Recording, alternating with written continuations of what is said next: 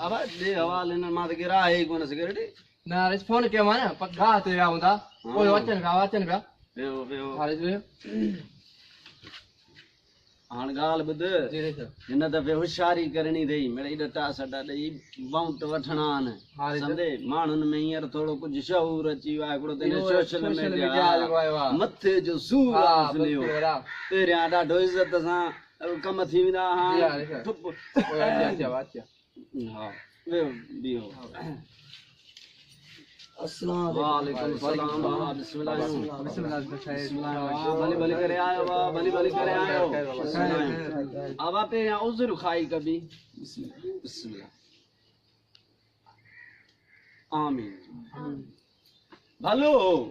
हां बेचारो भलो इंदो मोट हां वाह बेचारो ये चंदो त मुखे आ छोकरे नौकरी जे लाइ मुखे चई 2-3 चक्कर बंगुले ते आयो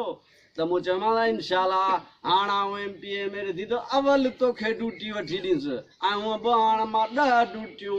तव्हांजे लाइ ॿारनि लाइ कढियूं आहिनि पहिरियां ई जीअं मां असेंबली में पहुचुसि अवल तव्हांखे 10 ड्यूटियूं मिलंदियूं ऐं उन खां पोइ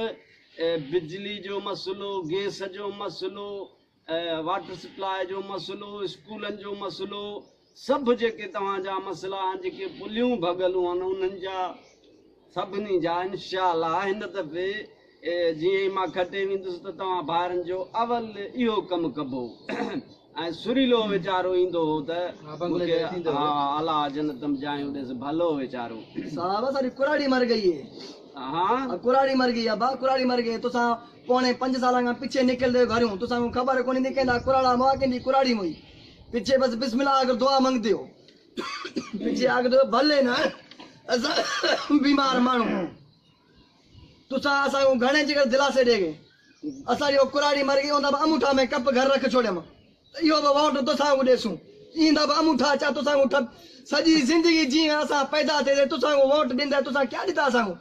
ना स्कूल है ना रोड है ना रास्ता है ना बिजली है ना गैस है सब्र बाबा सब्र कर इंशाअल्लाह इन चक्कर मां पचन से अवल तवा बारन जा कम कंदुस अगे जे गाने जे असा लिखते पिया है लिखते पिया सजी जिंदगी तुसा को वोट दे देसे अगे जे तुसा को सजी जिंदगी वोट दे दे असा कमीज बला गया कांच बला गई होने खाली गंजड़ी खाली गोद बचिए अगर जे लिखूं दा बाबा न लिखूं दा सब्र कर ए साल बजे तुसा को वोट असा दिता ना ते यो गंजी यो गोद बला वेसी असा का सजी तुसा अपने माइटा को छोट मसा तो नौकरा देवो जेका पैसा घणा को घणा दिंदा विंदा जेको गरीब दी कदी गरीब दिंदा विंदा गरीब दा केरे है कोनी असा सिंध धरती दा क्या थी तुसा दे लुटेरे जो बैठे ने था असेंबलियां दे वन बादियो पौने 5 साल का पीछे तुसा निकल दो क्या दिता असा को तुसा केड़े असा को केड़ा सहूलत दिता है ना रोड है ना रास्ता है ना बिजली ना पानी है ना गैस है नौकरी ना तुसा को कोन दिता बाकी वो पानी का लपड़ा आवे पे असा फसल पानी ओ पानी तुसा बंद कर छोड़िया ए मना सजा बनिया भंजर कर पीछे वालो बनिया तुसा आप गिनो बल पीछे पानी आवेंदा बाबा असा नदी जो इनकलाब इनकलाब इनकलाब इनकलाब इनकलाब एड़े बल बेदा सबनी भेरा को रिक्वेस्ट है यो एड़े एमपी एमएनए वल आवन इना नाल इयो असर करे न ते वल असर सजी सिंध धरती दा क्या थी सी एड़े लुटेरे खा गए इनकलाब इनकलाब इनकलाब